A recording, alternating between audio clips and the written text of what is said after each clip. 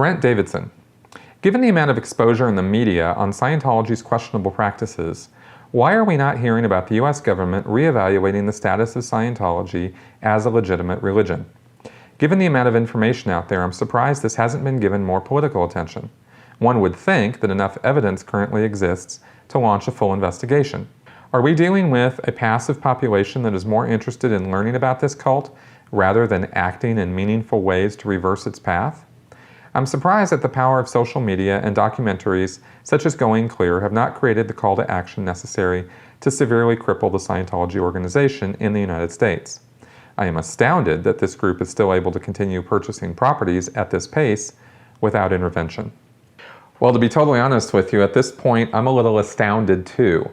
Yet, at the same time, you know, if you're looking to the American public to rise up and deal with you know, injustice, social injustice, you know, things like that, I think you're going to be waiting for a while because, you know, I think that you have a little bit of a point in your question where you say, are people more interested in simply watching this train wreck happen rather than, you know, doing something about it? You know, no, a lot of people are not interested in doing something about it. And I'm not singling anybody out here. I'm just saying in a general sense. It's, you know, if it doesn't have anything to do with you directly, very few people are motivated to do something. Maybe they'll sign a petition, maybe they'll write a letter. That would be, I suspect that a very small percentage of people who watch or, you know, look into these kind of things actually take that next step to do something about it. And I would encourage anybody who's watching this to do write an email, write a letter, make a phone call, contact the government. You know, I can have you. If not, please do so. Now, in terms of the broader picture of, you know, with all the evidence out there, the Going Clear documentary and you know, my videos, other people's videos, all the work that's been done by critics and whatnot, why has nobody in the government stepped up? It's a multi-layered answer. There's a lot to that answer, but I'll just give a couple brief things on that. One, Scientology is very small.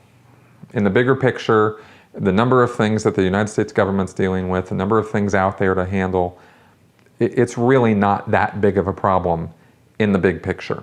Okay. Two, given the size of the problem that it is, and the amount of tax money, for example, that the IRS could get out of the Church of Scientology if it were to revoke its tax-exempt status, they have to balance that against how much trouble would it be worth for them to take on the Church of Scientology. And the answer, unfortunately, is that it would be a lot of trouble for the IRS to take on the Church of Scientology because the Church of Scientology is not afraid to go to court. They're not afraid to launch PR campaigns. They're not afraid to sue individual IRS members. All the things that the Church of Scientology did in the late 80s and early 90s to take on the IRS and put pressure on the IRS worked, you know, and I don't believe in conspiracies. I don't believe that the IRS commissioner was personally blackmailed. But I do believe that the Church of Scientology exerted a great deal of pressure on the IRS, and that was something the IRS wasn't used to dealing with or seeing or hearing. Who goes after the IRS? Well, Scientology did. And I don't know that that was the only reason that they got their tax-exempt status.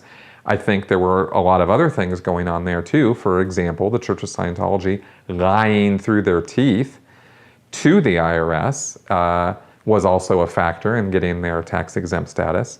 I've seen the documents, and they are a pack of lies. Scientology told the IRS that they were in compliance with tax codes and that they were in compliance with all the things the IRS wanted them to do, and they're not. They're not even remotely, you know.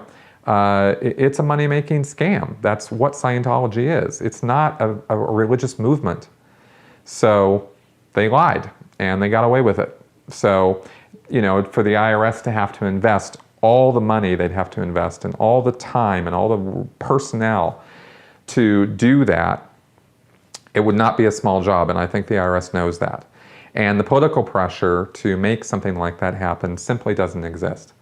I know of a couple conversations that have happened with a couple of senators or representatives, congressmen, and there was noise, there were some noises being made about, doing something about it. But so far, there's been nothing in the public sector, nothing, no press releases, no media attention on this in terms of Congress actually acting. And until they do and put enough pressure on the IRS, you can publicly embarrass the IRS. Alex Gibney mentioned that, I think that he said that they were embarrassed about the fact that Scientology has tax-exempt status, but not embarrassed enough or pressured enough to take them on again and deal with that. So, there's a lot there. And this also falls into, why is it that the FBI or, government agencies haven't stepped in with criminal investigations? Well, those investigations were launched and they were shut down because Scientology won in court using the First Amendment to defend its right to stalk and harass and engage in human trafficking.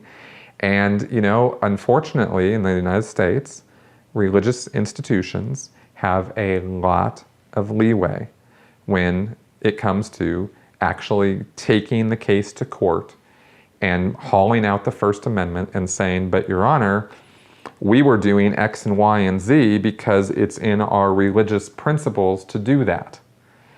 And because of separation of church and state and because of religious freedom in this country, which are good things, because of those principles, courts and certain judges are give a bit too much freedom to religions to practice their religion as they see fit.